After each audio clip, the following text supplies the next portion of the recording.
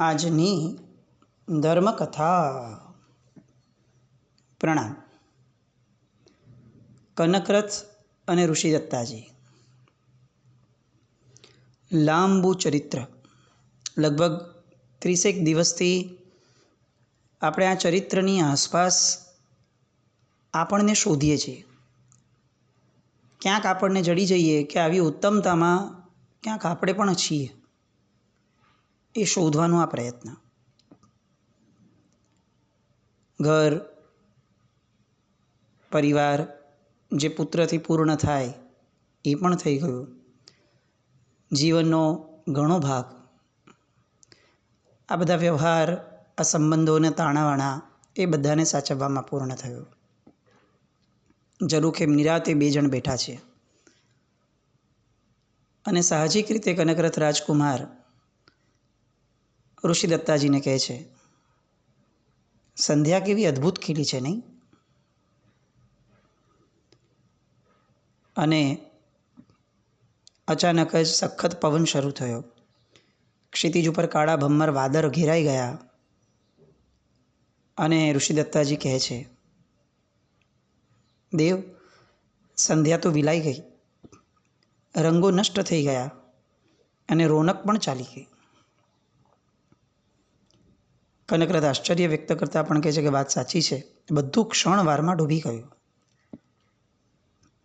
અને ઋષિદત્તાજી કહે છે, આપણું જીવન પણ કંઈક આવું જ નથી? બધું જ ક્ષણિક, બધું જ અસ્થિર અને બધું જ નાશવંત. યૌવનના રંગો પણ ક્ષણિક, જીવન પણ ક્ષણિક, અનંતકાળની અપેક્ષાએ. અને આ મળેલા વૈભવો એ તો અસ્થિર છે જ. બસ પાપ કર્મના ઘનઘોર વાદળ ચડી આવે એટલી જ વાર, જેવા ચડી આવે એટલે બધું જ જાણે હતું ન હતું થઈ જાય અને મનુષ્ય કંઈ જ કરી શકતો નથી.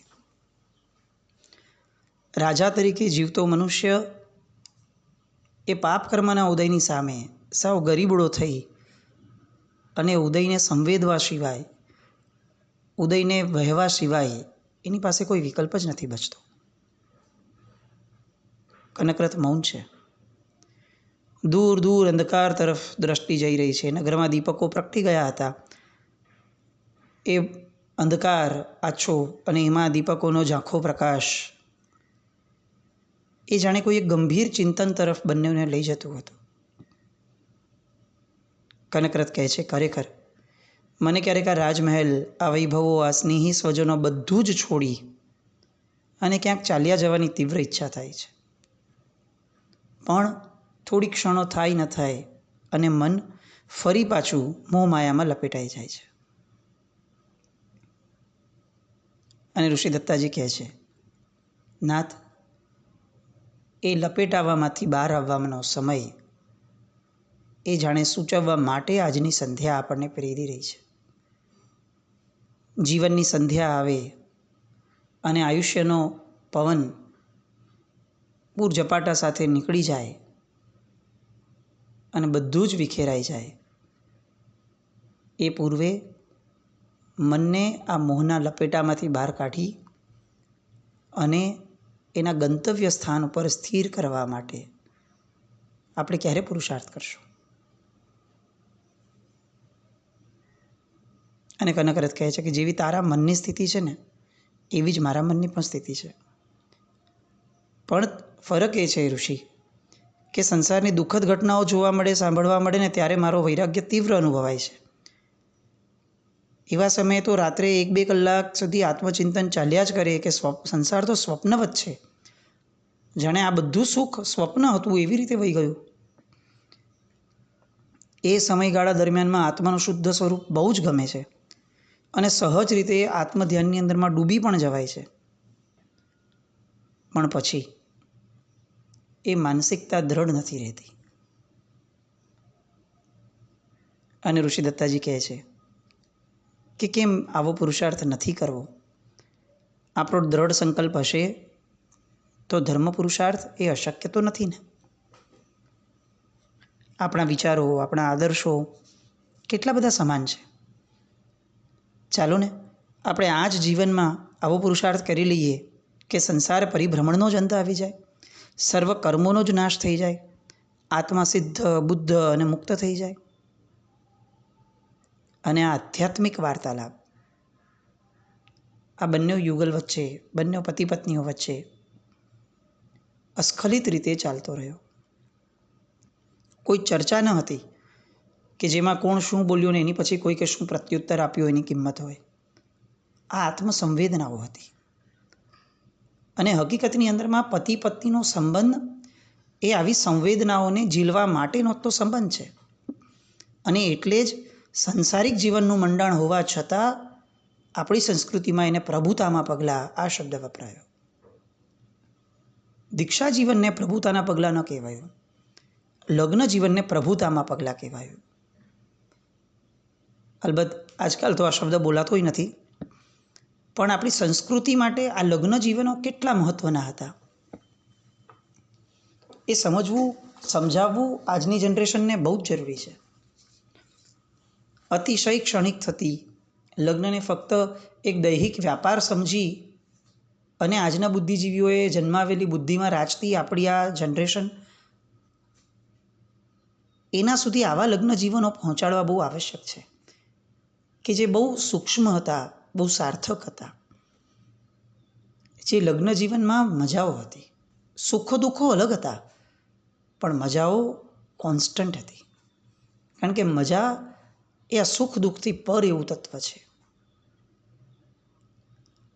આજે આપણે આ કથાના અંતિમ દ્વારે ઊભા છીએ અને વિચાર કરીએ કે કનકરથ અને ઋષિદત્તાજીનું લગ્ન જીવન એણે કઈ વિષમતા નથી આપી બંનેઓને ઇન્ડિવિજ્યુઅલી, પણ કેવા ત્રાસમાંથી બંનેઓ નીકળ્યા હશે એ સમયગાળામાં. અને તેમ છતાં આજે જ્યારે હજી તો યૌવનનો ઉમરો વટાવવાનો થોડો પૂરો કરવાનો બાકી છે, એવી ક્ષણોમાં પણ બંનેના વિચારો કેટલી સાર્થકતાને અને સરખાપણાને પામેલા છે. આ કથાના ઘણા બધા સાર લેવામાંનો એક સાર આ છે કે ભગવાન અગર લગ્ન જીવન આપે, કોઈક પાત્રને મારે જીવનભર સાથ આપવાનું આવવાનું જ છે, તો પ્રભુ આવું પાત્ર આપજે. અને જો પાત્ર આપી જ દીધું છે તો મારા પાત્રને નહીં, મને આવા બનાવવાનો પ્રયત્ન કરાવજો. જગતને સુધારવાની ઘેલછાઓમાં અનંતકાળ ગયો. હવે સુધારો લાવવો છે તો મારામાં લાવવો છે. ઋષિદત્તાજીએ ક્યારેય કનકરથ પાસે અપેક્ષા રાખી નહીં, અને કનકરથે ક્યારે પણ ઋષિદત્તાજી પાસે અપેક્ષા રાખી ન હતી. દરેક વસ્તુની પહેલ એ સ્વયં એ લોકો કરતા. બંને જણા આ વાતોમાં ને વાતોમાં રાત્રિમાં નિદ્રાધીન થયા. બીજે દિવસની પ્રભાત થઈ. ઉદ્યાનપાલકે નમન કરી અને રાજાને કહ્યું કે મહારાજ, કુસુમાકર ઉદ્યાનની અંદરમાં એક પ્રભાવ સંપન્ન આચાર્ય ભગવંત શિષ્ય પરિવાર સાથે પધાર્યા છે, વિશિષ્ટ જ્ઞાની છે, એમ એમના 2 શિષ્યો પાસેથી જાણવા મળ્યું છે. વનપાલકને સુવર્ણના આભૂષણ ભેટ આપ્યા. નગરમાં જાહેર કરાવ્યું કે કુસુમાકર ઉદ્યાનની અંદરમાં આચાર્ય ભગવંત પધાર્યા છે, તો એમના દર્શન કરવાનો ઉપદેશ સાંભળવા સૌએ ઉદ્યાનમાં જવું જોઈએ. કનકરથ અને ઋષિદત્તા પરિવાર સાથે ઉદ્યાનમાં ગયા અને આચાર્ય ભગવંતના દર્શન કરતાં જ શરીરમાં રોમાંચ ઊભો થયો, હૈયું ગદગદ થઈ ગયું અને વિનયપૂર્વક એમનો ઉપદેશ સાંભળ્યો. આચાર્ય ભગવંતે પણ હૃદયસ્પર્શી ઉપદેશ આપ્યો. એક એક શબ્દ જાણે એમના રાગ દ્વેષના ઝેર ઉતારી રહ્યા હોય એ રીતે એમણે મસ્તકે અંજલિ જોડી અને આ ઉપદેશને ઝીલ્યો. અંતે ઋષિદત્તાજીએ આચાર્ય દેવને પ્રશ્ન પૂછ્યો વાચનાના પૂર્ણ થયા પછી, હે કૃપાવંત, મેં પૂર્વભાવમાં એવું કયું પાપ કર્મ કર્યું હતું જેના પરિણામે આ જીવનમાં મારા ઉપર રાક્ષસીનું કલંક આવ્યું? આપ જ્ઞાની છો, ભૂતકાળ અને ભવિષ્યકાળ આપના જ્ઞાનમાં પ્રત્યક્ષ છે. આપ મારી જિજ્ઞાસાને સંતોષવાની કૃપા કરશો? આચાર્ય ભગવંતે આંખ બંધ કરી થોડી ક્ષણો સુધી મૌન પથરાયું. બધા ઉત્તરની રાહ જોવામાં હતા.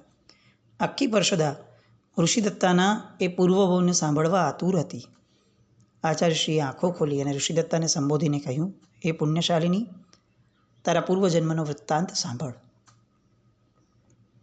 આ જ ભારત, એમાં ગંગાપુર નામનું નગર, ગંગાદત્ત નામનો રાજા અને રાણીનું નામ ગંગા, એની પુત્રીનું નામ ગંગાસેના. આ ગંગાપુરની અંદરમાં એકવાર ચંદ્રયશા નામના સાધ્વીજી ભગવંત પધાર્યા. ગંગાસેના સાધ્વીજી ભગવંતના પરિચયમાં આવી. સાધ્વીજી ભગવંતના ઉપદેશથી ગંગાસેનાના જીવનમાં વૈષયિક સુખો પ્રત્યેની આખી વિચારધારા બદલાઈ. એને એ સારભૂત ન લાગતા અસાર લાગવા લાગ્યા અને વધુને વધુ સમય એ આ સાધ્વીજી ભગવંતના સાનિધ્યમાં પસાર કરવા લાગી. આ નગરની અંદરમાં સંગા નામની એક શ્રાવિકા હતી. એ પણ સાધ્વીજી ભગવંતના પરિચયમાં આવી, ધર્મના રંગે રંગાઈ. એણે માસક ક્ષમણ તપ કર્યું. નગરમાં એની ખૂબ પ્રશંસા થવા લાગી. નગરવાસી લોકો સંગાના દર્શન માટે આવવા લાગ્યા અને જેને વૈષયિક સુખો અસાર લાગ્યા હતા એવી ગંગાસેના એને કોઈ એક શ્રાવિકાની માસક ક્ષમણની અનુમોદનામાં લોકો મારા કરતાં વધુ મહત્ત્વ એને આપે છે એવી ઈર્ષ્યા સારભૂત લાગવા લાગી. એ દિવસ રાત ઈર્ષ્યાથી બળવા લાગી. હું રાજકુમારી છું, મારી પ્રશંસા વધુ થવી જોઈતી હતી. મેં આટલો સમય એમની પાસે પસાર કર્યો છે અને બીજા કોઈની પ્રશંસા આખું નગર કરે? આ કઈ રીતે ચાલે? આવો ઊહાપોહ મનમાં થવા લાગ્યો. સ્ત્રીના ભવને નારી નરકની દીવડી આ શબ્દ સાથે જે શાસ્ત્રકાર ભગવંતોએ મૂક્યું છે એના મુખ્ય કારણોમાંના આ છે. ઈર્ષ્યાનો ભાવ. સ્ત્રીનું મન અસહજ થવા માટે જાણે હંમેશા તત્પર રહેતું હોય. એને ઈર્ષ્યા જલ્દી થાય, એને કશાય જલ્દી થાય. એના શરીરનો બાંધો જ એવો છે કે કોઈ પણ વસ્તુને બહુ લાંબો સમય નથી સાચવી શકતી. એને અભિવ્યક્તિ બહુ જલ્દી કરવી હોય, એને કંઈક કહી દેવું હોય, કંઈક કરી લેવું હોય. અને એવું આ ગંગાસેનાના જીવનમાં પણ અનુભવાયું. ઈર્ષ્યાએ અટકવું જોઈતું હતું. આટલો બધો ઉત્તમ સાધ્વીજી ભગવંતનો સંગ કર્યો છે અને ત્યાં એના વિચારોનું દમન શમન એને જાતે કરવું જોઈતું હતું, પણ એ ન કરી શકી. અને સંગાની પ્રશંસા બંધ થતી કરાવવા માટે એ અલગ અલગ પ્રકારના ઉપાયો વિચારવા લાગી. એક તો પાપ કર્યું જ ઈર્ષ્યાનું, હવે પાપ ઉપર જાણે મુગટ ચડાવવો છે એ રીતે કંઈક એવો ઉપાય વિચારવા લાગી કે જેના કારણે સંગા એ બદનામ થાય. હકીકતમાં આ ગંગાસેનાને વિષયો પ્રત્યેની વિરક્તિ હતી, પણ ગુણાનુરાગ નામનો ધર્મ, એ ગુણ એણે નહોતો કેળવ્યો. પ્રમોદ ભાવ નહોતો કેળવ્યો. આપણે આપણા જીવનમાં ચકાસવું બહુ જરૂરી છે. ધર્મના ક્ષેત્રમાં આવ્યા તો છીએ, વિષયો પ્રત્યેની વિરક્તિ કેળવી પણ છે કેટલીક તો, પણ પ્રમોદ ભાવ છે, ગુણાનુરાગ છે. કારણ કે ગુણાનુરાગ એ જ સૌથી મહત્ત્વનો અને સૌથી પાયાનો ગુણ છે. એ સંગાની પ્રશંસા તો નથી કરતી, પણ ક્યાંય પ્રશંસા થાય તો એ ઊભી પણ નથી રહેતી. અને એક દિવસ એને શોધતા શોધતા એક એવો વિચિત્ર ઉપાય મળ્યો કે નગરની સ્ત્રીઓ સમક્ષ વાત કરવા માંડી કે આ સંગા છે ને એ તો રાક્ષસી છે. રાત્રે માંસ ભક્ષણ કરે છે અને દિવસે તપ કરે છે. વાત વાયુ વેગે પ્રસરી નગરમાં. રાજકુમારીના મુખેથી નીકળી છે. સંગાના કાને પણ વાત આવી, પણ એ મૌન રહી. કારણ કે સંગા પાસે જ્ઞાન દ્રષ્ટિ હતી. એને ધાર્યું હોત તો પ્રતિકાર કર્યો હોત, પણ એ જાણતી હતી કે અનંતકાળમાં કેટલીક ક્ષણો માટેના દુઃખનો પ્રતિકાર કરવો એ આત્માના ગૌરવને છાજે એવું નથી. આ ક્ષણની, આટલી ક્ષણોની કિંમત શું? અનંતકાળની અપેક્ષાએ 70-80 વર્ષના આયુષ્યની અંદરમાં કોઈકે આપણી પ્રશંસા કરી તોય શું, કોઈકે આપણી નિંદા કરી તોય શું, એની કિંમત શું? અને એને જરાય રોષ ન કર્યો.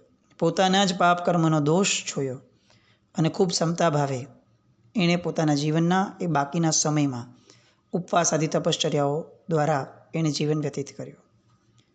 સમય વીતી ગયો. ગંગાસેનાએ ક્યારેય પોતાની ભૂલનો સ્વીકાર પણ ન કર્યો, ન સંગાની ક્ષમા માંગી. આયુષ્ય પૂરું થયું, એનું મૃત્યુ થયું. મરીને સંસારની અનેક દુર્ગતિઓમાં ભટકી.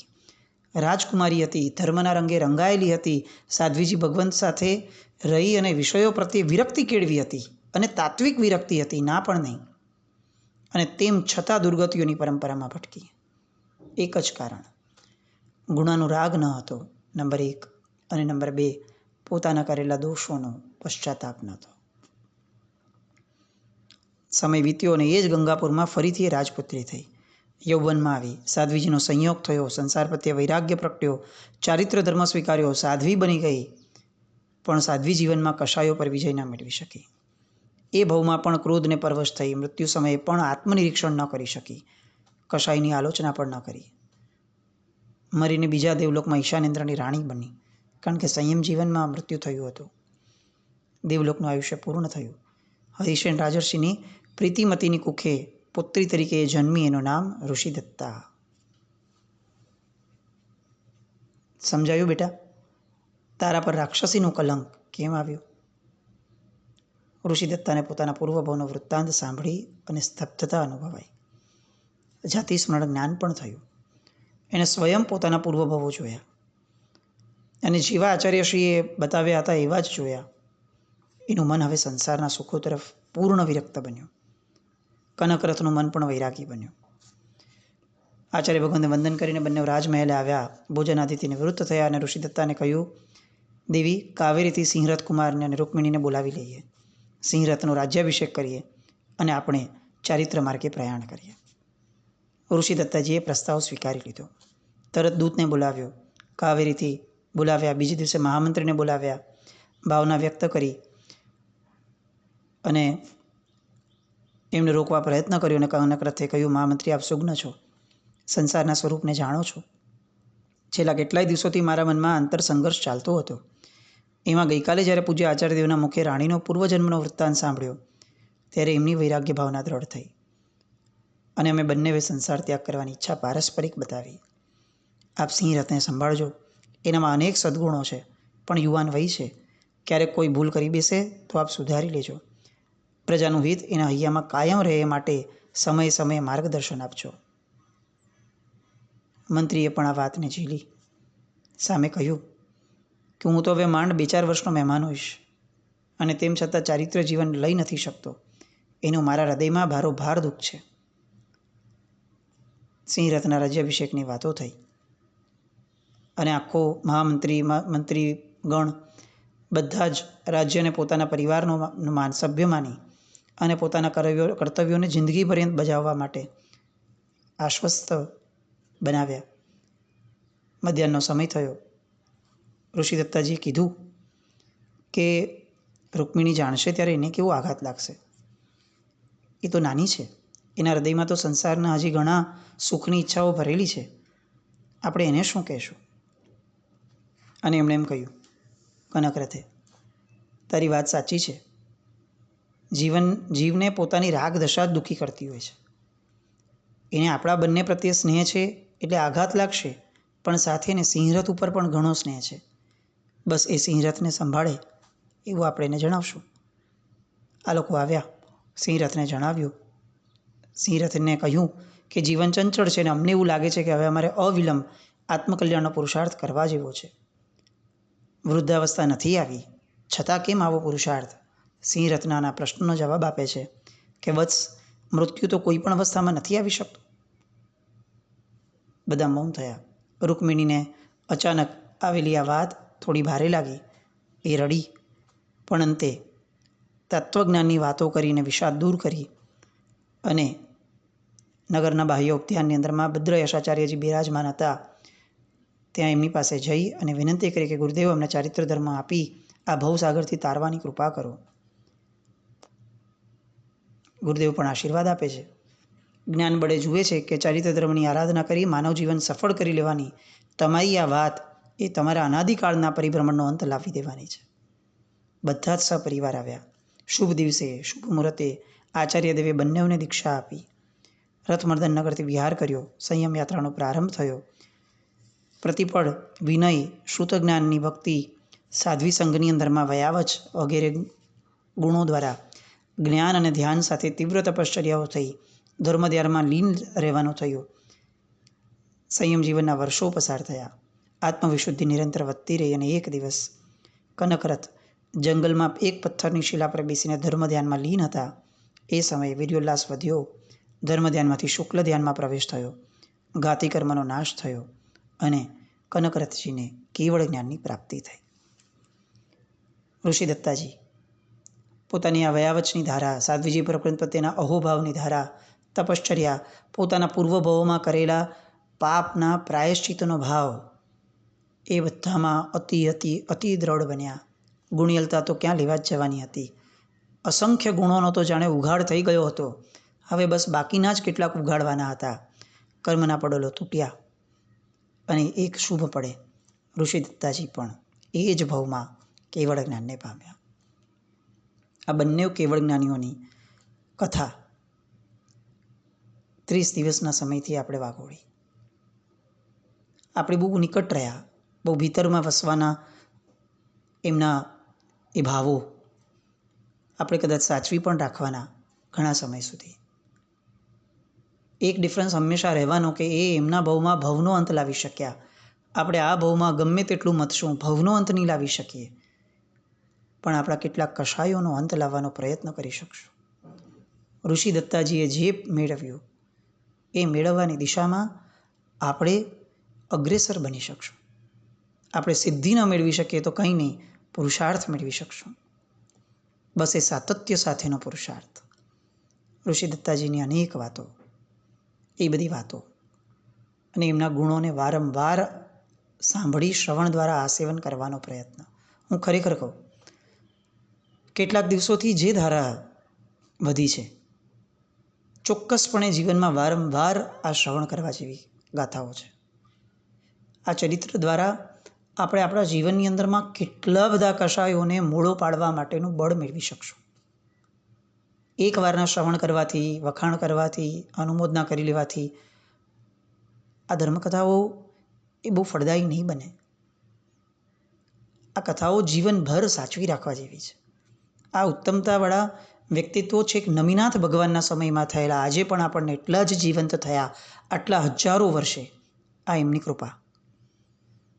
100-200 વર્ષ પહેલાંનો ઇતિહાસ જાણવામાં રસ ન હોવાવાળી આપણી પ્રજા, એને છેક નમીનાથ ભગવાનના સમયમાં થયેલું આ ચરિત્ર સાંભળવા મળ્યું.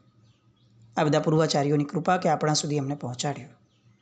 બસ હવે એ કૃપાને આપણે ઝીલતા થઈએ અને એમને જે આશયથી આપ્યું એ આશય તરફ આપણે આગળ વધતા જઈએ. એવી શુભ મંગલ કામના સાથે જીના જ્ઞાવૃત કંઈ પણ બોલાવ્યું તો મિચ્છામિ દુક્કડમ. જૈનમ જયતિ શાસનમ.